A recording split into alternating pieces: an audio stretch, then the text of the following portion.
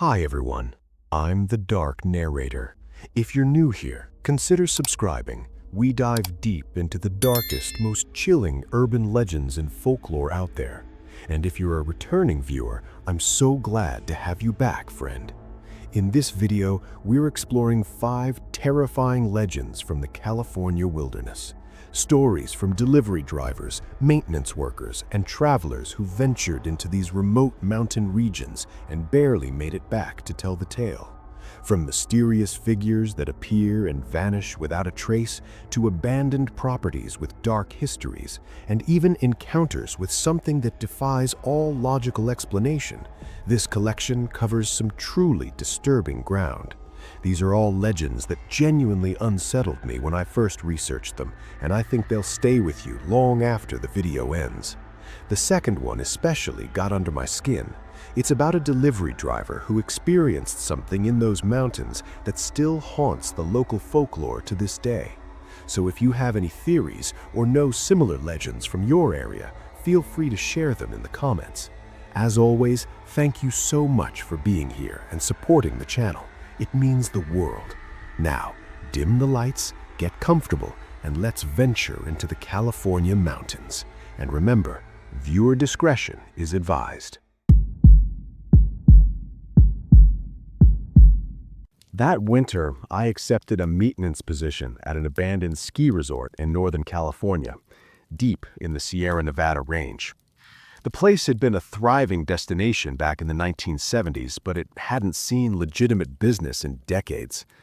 A tech billionaire had purchased the land a couple of years earlier with vague plans to transform it into some kind of luxury mountain retreat, but the project had stalled in the planning phase. My accommodation was a converted ranger station near the property entrance, roughly a mile or two downhill from the main cluster of structures. The only other workers on site were 2 guys named Clay and Miguel, who were bunking together in one of the sturdier cabins closer to the top of the slope. That week, it snowed relentlessly. 2 full nights of heavy accumulation, not the light, powdery kind either. This was dense, wet snow that deadened all ambient sound. You'd step outside and feel like your ears had been stuffed with cotton. No birds, no wind. Just oppressive white silence. The county plow hadn't made it past the base of the access road since Monday.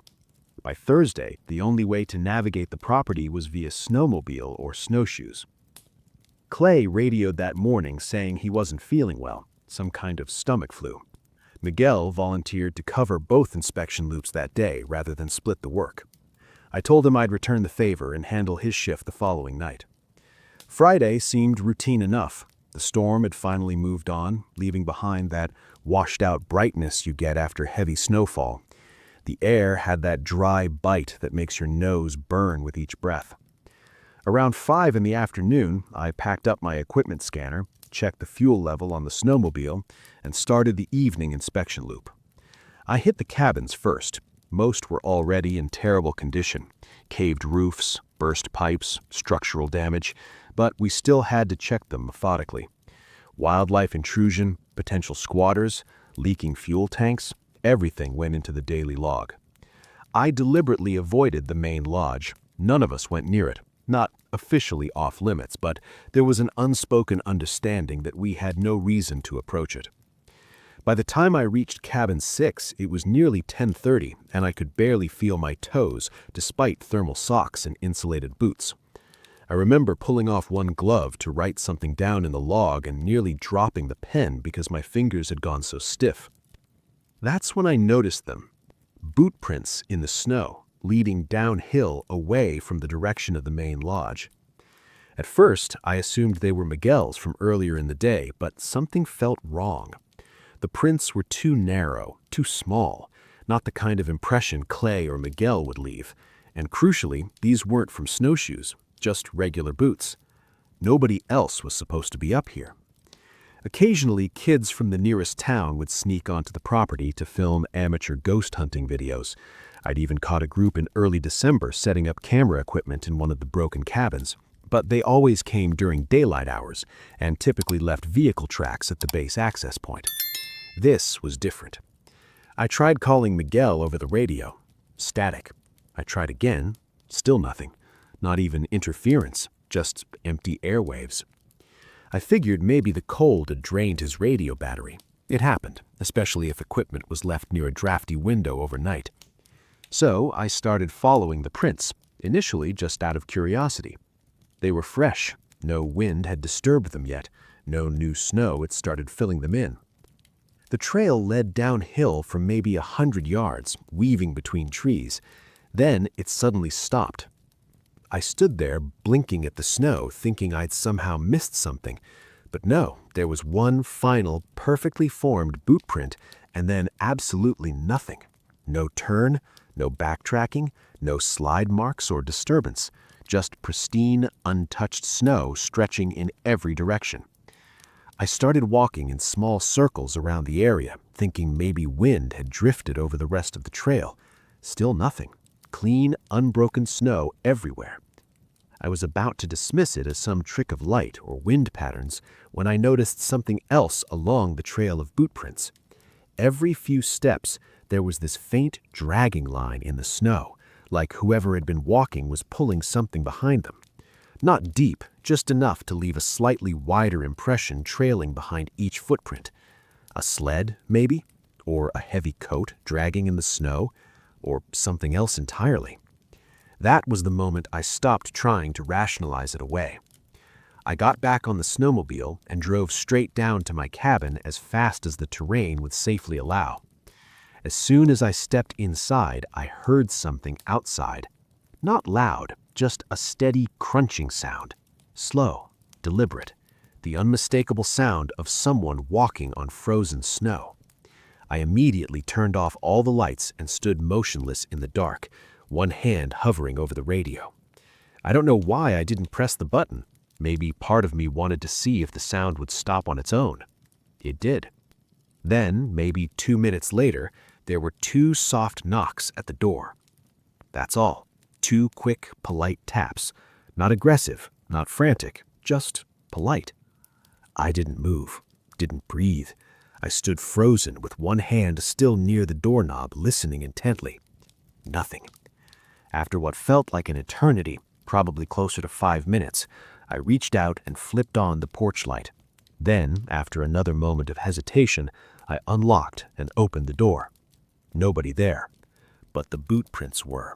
They circled my entire cabin in a lazy, irregular loop and stopped precisely where the porch light's illumination ended, right at the edge of shadow. Same size as the prints I'd seen earlier, same spacing between steps. I locked the door immediately, checked every window, and then dragged the couch in front of the entrance.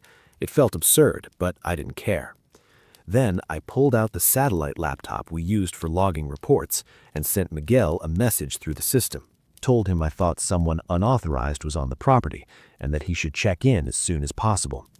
No response. Around midnight, the motion sensor light on my porch clicked on again. I didn't look outside. I just sat down on the hallway floor, holding a snow shovel across my lap like some kind of improvised weapon, and waited. The light stayed on for approximately 15 minutes, then it shut off automatically. I never went to bed that night. As soon as dawn broke, I put on my gear and hiked up to Miguel's cabin. The door wasn't locked. The interior was still warm. His small wood stove was throwing off residual heat. His boots sat neatly by the door. His jacket still hung on his hook. His backpack remained untouched in the corner. But Miguel was gone. I called the county sheriff immediately. They arrived with 2 snowmobiles and a search drone. We combed most of the upper slope and the surrounding tree line for hours. Found nothing. No additional prints, no gear, no signs of a fall or struggle, just Miguel's cabin, perfectly preserved, and a lot of unanswered questions. But there was one thing that made me pack my belongings and leave that same night. The sheriff asked to review footage from the only functioning security camera on the property, an old feed pointing down the back trail leading from the main lodge. The system glitched frequently, but it was still operational. At 3:02 that morning, the camera captured something. Just at the very edge of the frame, where the trail disappears into dense forest, there was a figure. No jacket, no shoes, just standing there barefoot in deep snow, completely motionless, staring directly at the camera lens. Then the feed cut to static for several seconds.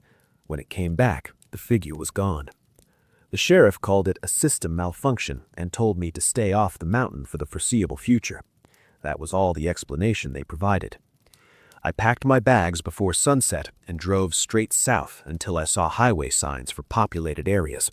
Didn't stop for food, didn't call anyone, didn't look back. I never returned. I never heard from Miguel again. People in the nearby town of Kepler Ridge have stories about things in those woods: the Thin Man, winter ghosts, various local legends with different names. I used to dismiss that kind of folklore entirely. Now I don't know what to think. I don't have a theory, and honestly, I don't want one.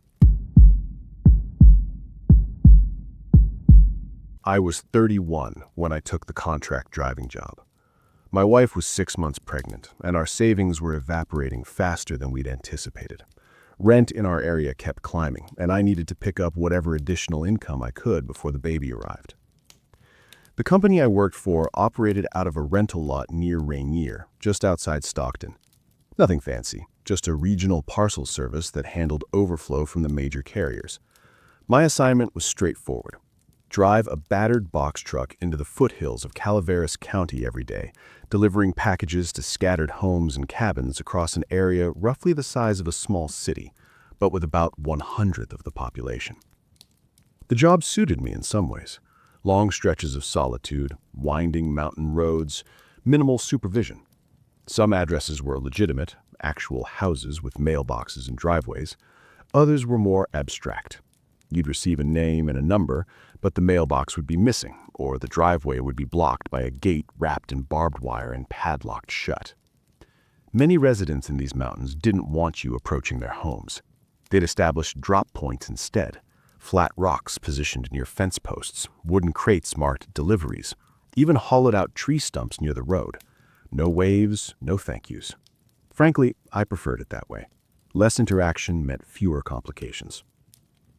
The company had assigned me a relief driver for late runs. His name was Bailey.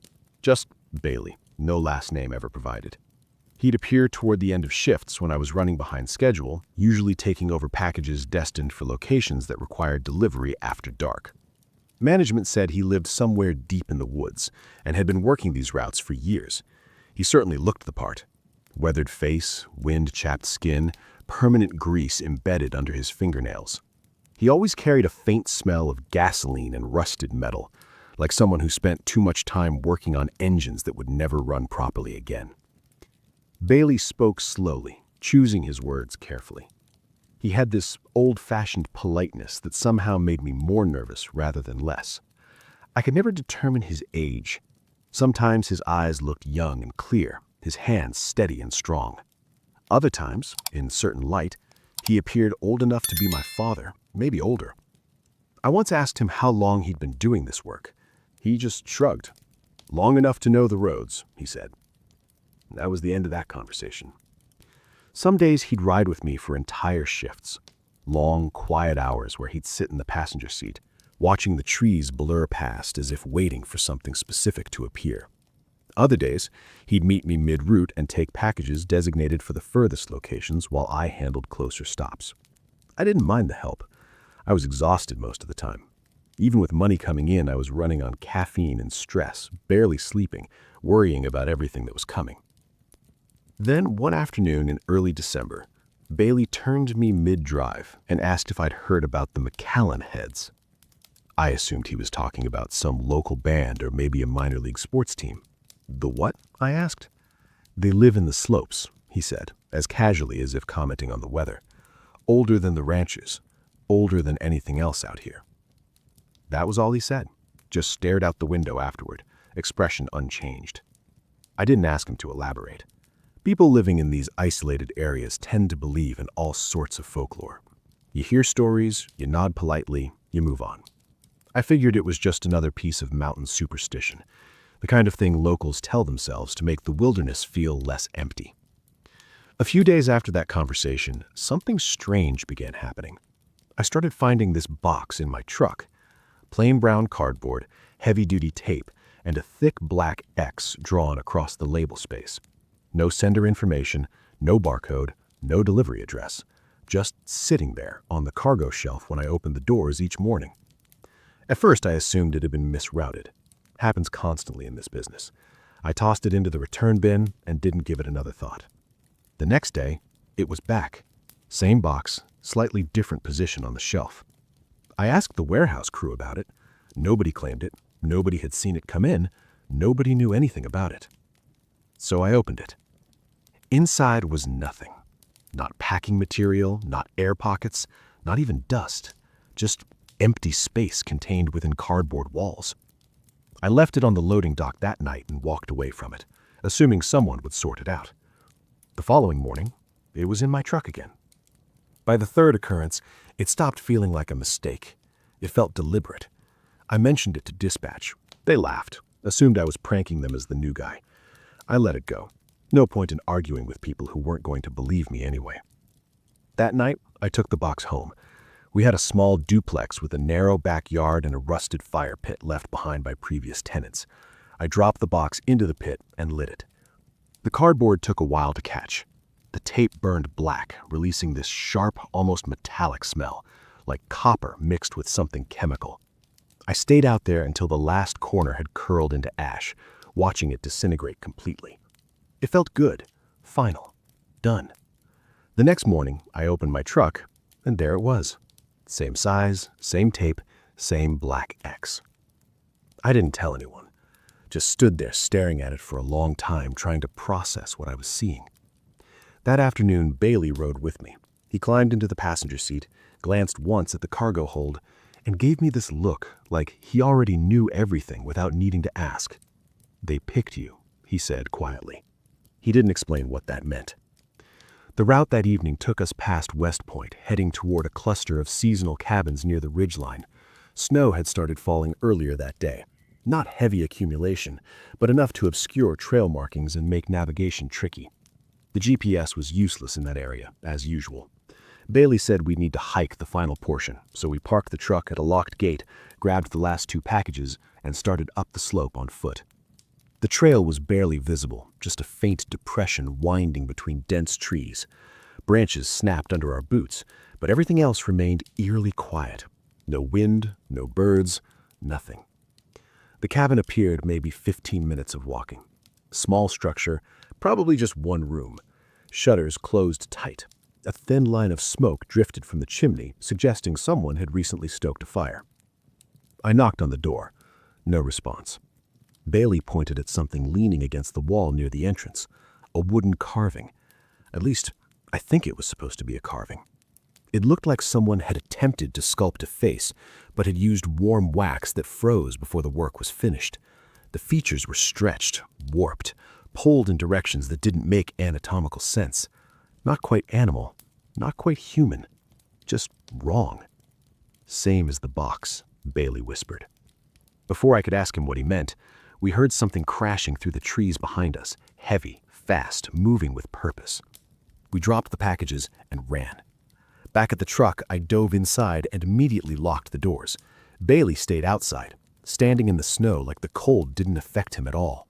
I was fumbling for my phone, trying desperately to get any kind of signal, when I saw him kneel down. He pulled his shirt down past his shoulders, exposing his back. There were marks burned into his skin, lines, symbols, patterns I didn't recognize. Some looked vaguely like letters, others resembled twisted branches or roots. The scars were old but distinct, deliberately placed. He didn't shiver. He didn't react to the cold at all. Then everything went silent. And I don't mean quiet. I mean the sound disappeared entirely. Even the engine's residual hum felt muted. My own breathing didn't sound right. It was like someone had pressed a mute button on the entire world. From the tree line, figures emerged. Short, hunched forms, no taller than children, but their proportions were completely wrong. Limbs too long, heads too wide. Their faces were wrapped in something tight, maybe bark, maybe cloth. The material shifted slightly, as if breathing. They moved without sound, gliding across the snow. One of them carried something. It was the box, the same one that kept appearing in my truck. They placed it in the snow, perhaps 10 feet from where Bailey kneeled. Then they stepped back in unison. Bailey stood up. For the first time since I'd met him, he smiled, a genuine, relieved smile. Then he turned and walked into the woods with them, following them deeper into the forest until I couldn't see any of them. I drove straight back to the depot without stopping, left the keys in the ignition, engine still running, didn't even grab my jacket from the back seat. 2 days later, dispatch called asking if I was still interested in continuing the route. I said I wasn't. They said Bailey had marked me as a non-fit in the system. That's all the file indicated. No explanation, no details. We moved to Fremont before Christmas, started over. My wife asked why we left so suddenly, and I told her I'd found better work closer to the city. That was partly true. But sometimes late at night when I can't sleep, I think about those figures in the woods. I think about Bailey's scars and his smile. And I think about that box still sitting somewhere in my truck, waiting for the next person they decide to pick. My Uncle Darren died a few days before Christmas. We weren't particularly close, saw him maybe once every couple of years at family gatherings, but I'd always liked him well enough. He'd been living by himself up in Lassen County on some old piece of family land that nobody else really wanted or used anymore. When he passed, the property fell to my mother's side of the family through some complicated inheritance arrangement. Most of them had no interest in dealing with it. The people in the nearest town, which was really just a gas station, a diner, and a post office, called the area Blackthorn Ridge. There's this distinctive black rock formation on one of the ridges that juts out from the pine trees like a broken talon. Pretty much everyone agreed it gave off an unsettling vibe. Since I had a few days off work and nothing particularly urgent requiring my attention, I figured I'd drive up, look around, and maybe retrieve anything worth keeping. I wasn't expecting much. The cabin reportedly hadn't been maintained in years, and according to family members who'd checked on it sporadically, it was basically collapsing in on itself. Still, part of me was curious. I'd been there a handful of times as a kid, and I remembered it being peaceful in that forgotten, slightly eerie way that remote mountain properties often are. The drive consumed most of the day. I left around sunrise and arrived just before dusk. Snow had been falling intermittently, but the county must have sent a plow through earlier in the week because the access road was still passable, barely. I didn't need chains, but I wouldn't have wanted to wait much longer. The cabin was worse than I'd remembered. One of the side walls had bowed outward, as if something heavy had been leaning against it for years. The back deck was so rotted that I didn't even attempt stepping onto it. The entire structure tilted slightly to one side, just enough to make you feel perpetually off balance when walking inside, like being on a ship in calm seas. But it was still standing, which was something. I managed to get the generator running after several attempts, swept out what had to be at least a decade's worth of accumulated dust, and cleared a mouse nest from inside the stovepipe. It took considerable effort, but eventually I got the interior warm enough that I could breathe without seeing my breath fog the air. There was an old desk shoved into one corner that clearly hadn't been touched in years. Inside one of the drawers, I discovered a thick folder stuffed with papers, old maps, land surveys, handwritten notes. Some were in my uncle's handwriting, others looked much older. It appeared he'd been tracking property boundaries, possibly researching old mining claims. I set it aside to examine more carefully the next day. That night, the wind picked up around midnight. Initially, it was just the usual sounds, branches creaking against the siding, occasional gusts brushing past the windows, but then I started hearing something tapping on the roof. Rhythmic. Not constant, but repeating in a pattern that got under my skin. I figured it was probably a loose shingle or a branch swaying in the wind. I tried to ignore it. But then the sound changed, shifted into something heavier, like someone dragging their foot slowly across the roof, just above where I was lying. I sat up and listened for a while, my heart starting to beat faster, trying to convince myself it was nothing. Wind, settling structure, normal cabin sounds. Eventually, I grabbed my flashlight, pulled on my boots, and went outside to investigate. I circled the cabin slowly, scanning the roofline with the flashlight beam. Nothing. No fresh tracks in the snow, no broken branches, no signs of anything disturbed. Just wind and cooled and silence. I didn't sleep well after that. The next morning, I decided I needed to clear my head. The air outside was painfully cold but crisp, and for the first time in months, I wasn't staring at a screen or sitting in traffic. It felt good to just exist somewhere remote. I walked out past the lake, which had frozen completely solid, and started up one of the trails leading into the forest beyond. The snow got progressively thicker the farther I went, reaching almost thigh-deep in some places. Everything was utterly quiet. No birds, no rustling, just that soft, padded stillness you only encounter in deep snow. According to one of my uncle's maps, there was supposedly an old boundary marker up past the rock formation, something related to a mining survey from the early 20th century. I figured it might still be there, so I veered off the established trail toward the ridge. That's when things started feeling strange. The forest didn't match what I expected based on the map. The slope kept shifting subtly, making me feel like I was walking in circles without realizing it. I stopped several times trying to get my bearings, but the trees all looked strangely uniform.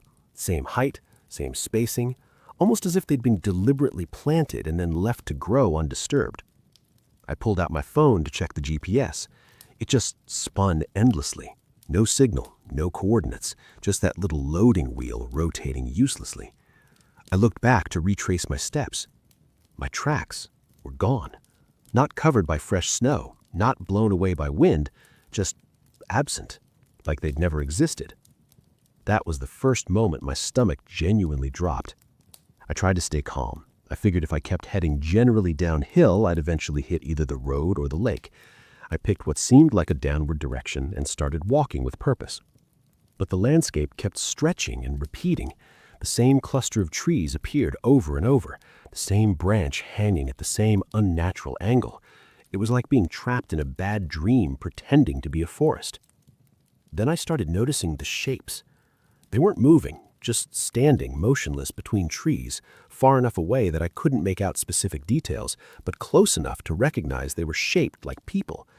They looked bundled in heady coats or animal hides, just standing completely still, always maintaining the same distance from me. Whenever I moved toward one, they would vanish.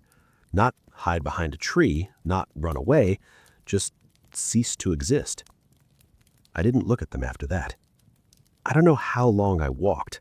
Time felt stuck. The light never changed, shadows didn't move, but the cold intensified, became sharper, more biting, like it was actively crawling through my jacket, seeking skin. I was starting to lose feeling in my fingertips when I finally saw it. A metal pole sticking out of the snow. Bent, rusted, half-buried, but unmistakable. It matched the boundary marker on the map exactly. That moment grounded me. I wasn't losing my mind. The pole was real, the coordinates matched. I used it to orient myself and started heading back toward where the cabin should be located. 15 minutes later, I crested a small rise, and there was the lake. Except it wasn't my lake. This one was perfectly circular, too perfect. The shoreline had been replaced with geometrically precise curves, as if someone had used a compass to draw it into existence. It didn't look natural. It looked designed. And on the far side stood a building.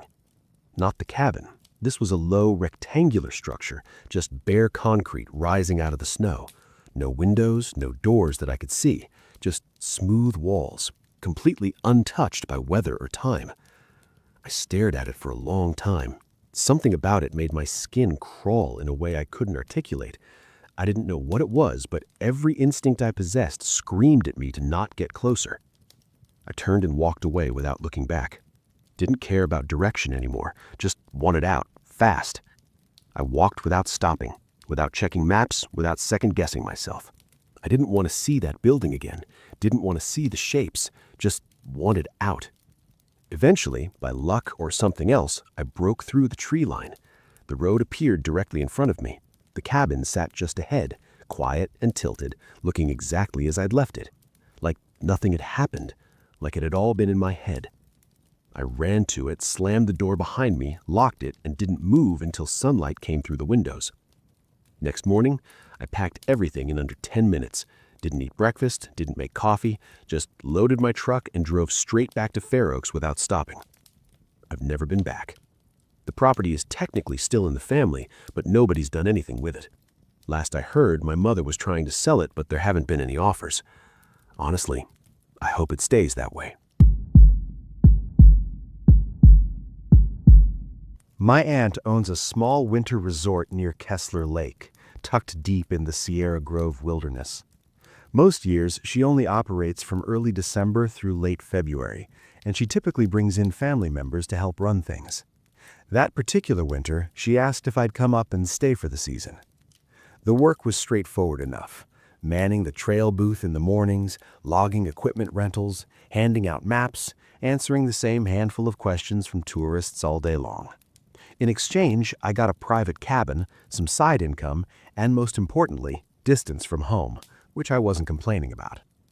My cabin was one of the older structures on the property, positioned back near the maintenance shed, slightly separated from the main guest area. It had a warped door that required a firm tug to close properly, and a heater that groaned like it was perpetually dying, but it offered privacy. I found myself appreciating the solitude.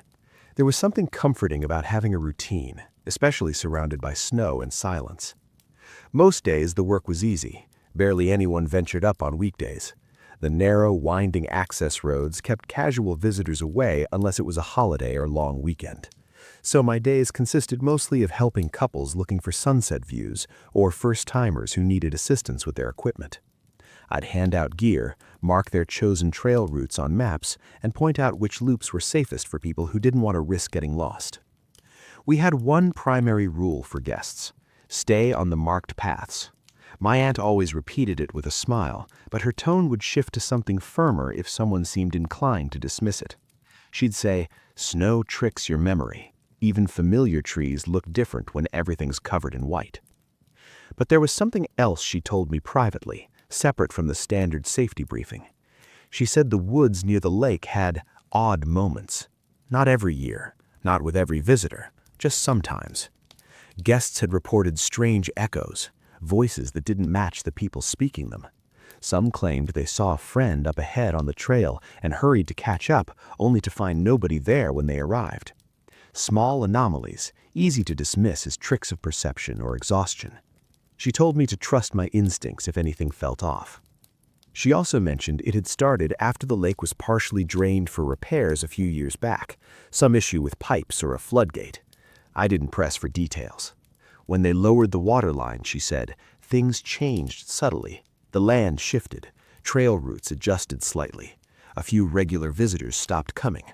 Locals blamed everything from disturbed burial sites to energy pockets, whatever that meant. My aunt just shrugged and said, "The cold plays tricks on you if you're alone too long." I believed her enough to take it seriously, but not enough to worry about it constantly. Then came the day I should have worried. It was mid-January, maybe the second week. We were deep into a cold snap, nights dropping well below zero. Even during daylight hours, you could feel the freeze cutting through your gloves and clothing. That particular morning was utterly still, the kind of silence where even the trees seemed to have stopped moving. Not a single guest came through that afternoon. I spent most of my shift reading behind the counter, sipping terrible instant cocoa, and occasionally glancing out at the empty trails. I was supposed to meet my cousin Matthias and our friend Owen around dusk. They were staying in one of the upper cabins and wanted to catch the overlook before sunset, a short trail with a view that made the freezing temperatures almost worthwhile. I told them I'd meet them up there once I closed the booth for the day. At 4 o'clock, the sun was already dragging long shadows across the trees, painting everything in shades of gray and amber. I locked up, slipped the rental log into my coat pocket, and took the shortcut trail that cuts behind the equipment shed and slopes upward toward the overlook loop. It's a narrow path, wide enough for one person, and the snow was fresh, maybe 4 or 5 inches deep. Each step produced a soft crunch and left a clean boot impression behind me. About halfway up, I noticed something odd. Just off the main path, maybe 15 or 20 feet into the trees, were boot prints. Not snowshoe tracks, not animal prints, regular boot prints, similar to mine. But the direction was strange. They didn't cross the trail or run parallel to it. They veered directly into the forest and then stopped. No curve indicating the person had turned around, no disturbance showing they'd backtracked, just 10 or 12 clear steps, and then nothing, like someone had vanished mid-stride. I stood there staring at them for a long moment. Nothing moved. The woods were silent except for the faint whisper of wind threading through branches. I told myself it was probably someone messing around. Maybe they'd walked backward to erase their trail, or maybe wind had covered the rest. Still, I couldn't shake the feeling that something was wrong with how cleanly the prints ended, like they'd been severed with a knife. I kept moving, walking a little faster than before. When I reached the upper cabin where Matthias and Owen were staying, it was already dim. The sun sat low behind the trees, casting that pale orange glow that provides almost no warmth. Their cabin was dark, no lights, no voices coming from inside. I knocked and waited. Then I tried the door. It opened easily. Inside, both of their sleeping bags were unrolled on the floor, their backpacks tossed casually in the corner, but their coats, gloves, and boots were gone. It looked like they'd already left for the trail. I figured I was running late and could catch up if I hurried. The snow got thicker near the overlook, but the trail remained visible enough to follow. I walked in silence, scanning ahead for any sign of movement. I didn't see anyone, but after a few minutes I heard something. Laughter, slightly off to the side, downhill towards the frozen edge of the lake. It was Owen's voice. I would have recognized it anywhere, that sharp, breathy way he laughed when something caught him off guard. But the strange part was how repetitive it was. "Dude, this is insane." Then a pause.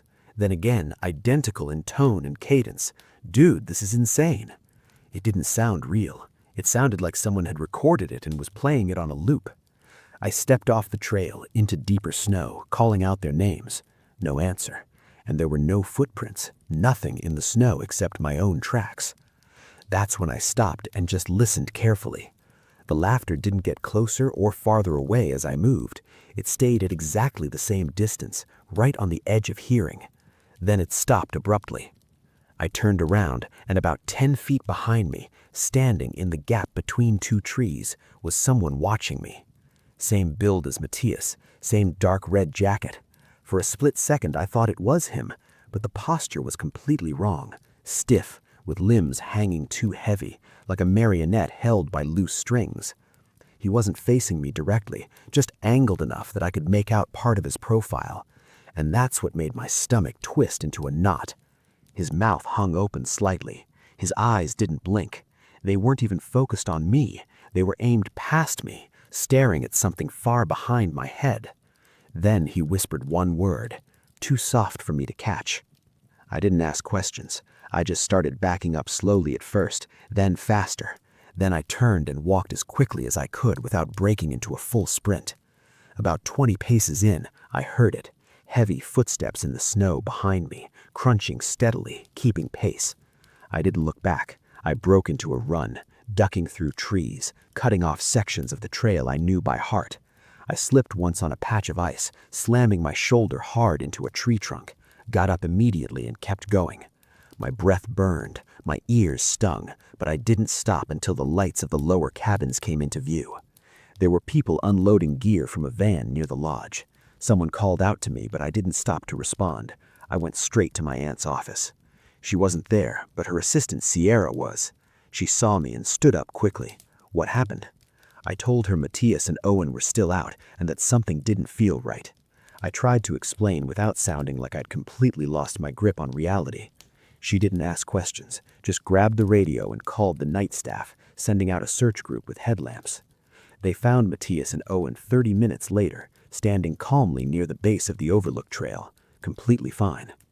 When I asked why they hadn't waited for me, Matthias frowned and said they'd never even made it to the Overlook, said they'd heard what sounded like animal movement off-trail, gotten spooked, and come back early. He insisted they'd returned before sunset. I told them what I'd seen. Owen didn't say anything at first. Then he shared a story from a couple of seasons ago. A solo guest got lost near that same trail and never made it back. Search crews eventually found his phone weeks later, frozen in his coat pocket. He recorded short video clips, mostly gibberish, static, low voices, footage of empty trail. They didn't recover his body until March. Later that night, back in my cabin, I pulled up the feed from one of our trail cameras. There's a unit near the upper fork that logs weather data and occasional wildlife movement. At 5:32 p.m., the footage showed me heading uphill. At 5:33 p.m., someone followed me. Same build, same jacket, face just out of frame. I still work winters at the resort.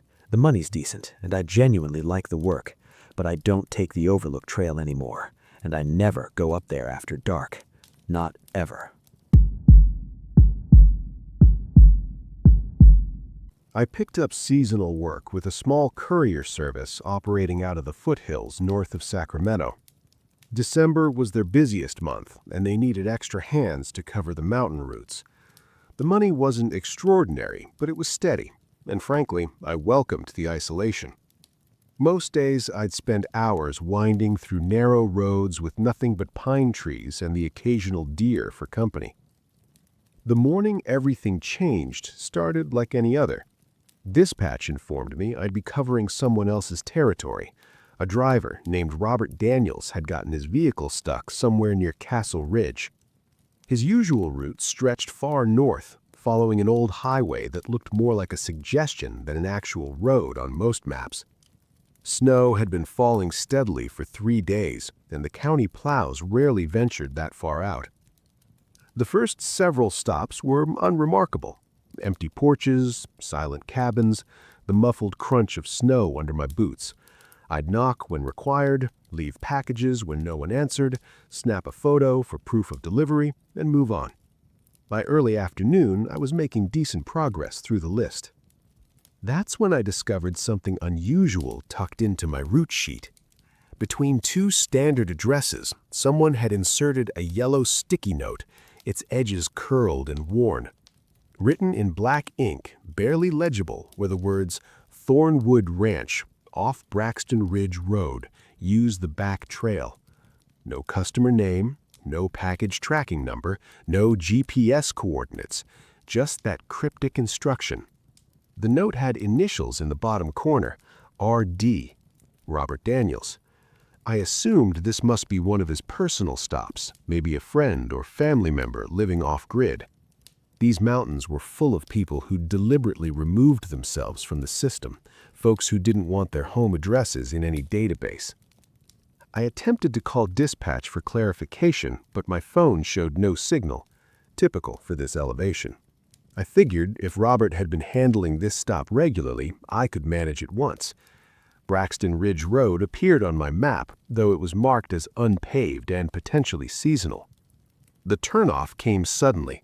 No street sign, no reflectors, just a gap in the trees and an old cattle gate that looked like it hadn't been opened in years. But the ground beyond was passable, and I could make out faint tire tracks in the snow, though they only extended about halfway down the trail before disappearing entirely.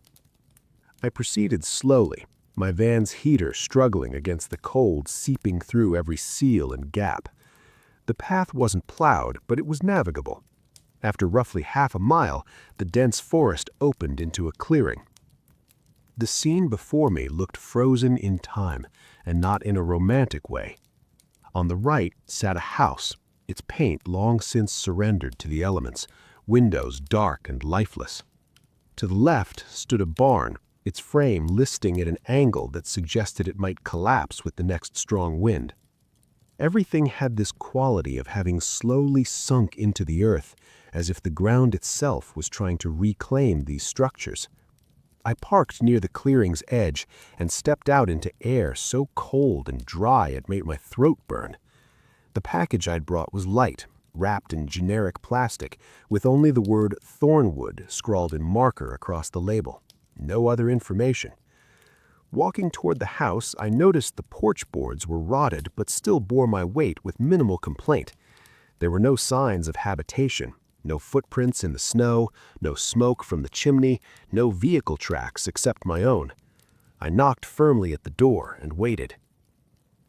Silence. I knocked again, harder this time, and waited longer. Still nothing. I was bending down to set the package by the door when I heard it. A single, heavy thump behind me. Not particularly loud, but distinctly out of place, like someone stepping hard onto frozen ground. I turned around. There was a man standing near my van. He hadn't been there 30 seconds ago, I was certain of that. He appeared to be in his 60s, possibly older. He wore a long black coat buttoned all the way to his throat, dust-covered jeans, and old wool gloves. In one hand, he carried a canvas duffel bag that sagged heavily at the bottom, as if filled with tools or wet clothing, something dense that didn't shift when he moved. He didn't speak. He just stood there, perfectly still. "Hey," I called out. "Delivery for Thornwood." No reaction. He didn't look confused. He didn't look annoyed. He simply didn't respond. His posture was rigid, almost mechanical, as though he was forcing himself to remain upright through sheer concentration. I started walking toward him cautiously. In this line of work, especially in remote areas, you encounter all types. People who've been alone too long, people who don't appreciate strangers, people who communicate in ways you don't immediately understand. But this felt different. It wasn't that he didn't want to talk to me. It was as if he wasn't waiting for me at all, as if I were completely incidental to whatever he was doing. When I got about 10 feet, he turned, just pivoted smoothly, and began walking toward the barn. He didn't glance back, didn't acknowledge me. He reached the barn door, pushed it just enough to slip through, and disappeared inside. The door slammed shut behind him with a finality that made me flinch. I stood there for several seconds, still clutching the package like an idiot. Then I walked back to the porch and left the box by the door. If it was meant for him, he'd find it. I didn't want to go near that barn. Back in the van, I executed a wide U-turn in the clearing and checked my rearview mirror. Nothing. The house and barn looked even more derelict from this angle, like structures that had been abandoned decades ago and forgotten. I started back down the trail, driving a bit faster than I probably should have. Maybe 2 minutes later, I glanced down at my dashboard to check where my next official stop was located. When I looked up, he was standing in the middle of the trail. Same coat, same gloves, same duffel bag. I slammed on the brakes. The van skidded on the packed snow, tires scrambling for traction, and came to a stop just a few feet short of him. He didn't flinch, didn't step back, just stood there like a tree that had always been there, rooted and immovable. I rolled down my window, cold air rushing in. "Hey, I left the package on the porch." Still no response. Against my better judgment, I started to open my door, maybe to check if he was okay, maybe because some part of me needed to understand what was happening.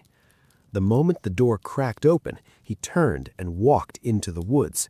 Not down the trail, not toward the clearing, just stepped off into the trees at a perpendicular angle, as if the forest had called him and he was answering. This time, I didn't follow. I closed the door, put the van in gear, and drove away as quickly as the snow allowed. As soon as I reached the main highway and my phone regained signal, I radioed dispatch. I explained I'd encountered an unlisted stop that wasn't on the official manifest and gave them the address from the sticky note. There was a long pause. Then the dispatcher's voice came back, flat and strangely formal. "We don't service that location. Not anymore. Not since the incident." "What incident?" I asked. "That stop was supposed to be removed from all route sheets. Just discard the note. It shouldn't have been in your vehicle." That evening, back at the distribution hub, I mentioned Thornwood Ranch to a few of the veteran drivers. Most of them went quiet. One of them, a guy named Jeff who'd been with the company for over a decade, finally spoke. He said it used to be a private hunting lodge back in the 1980s.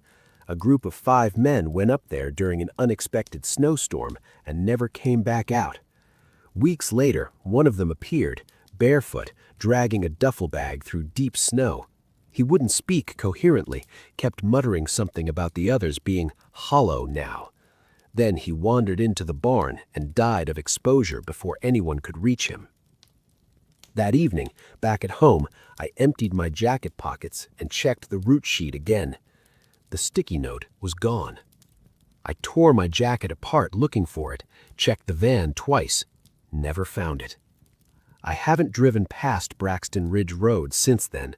I told dispatch to keep me away from any routes that go north of Ketty.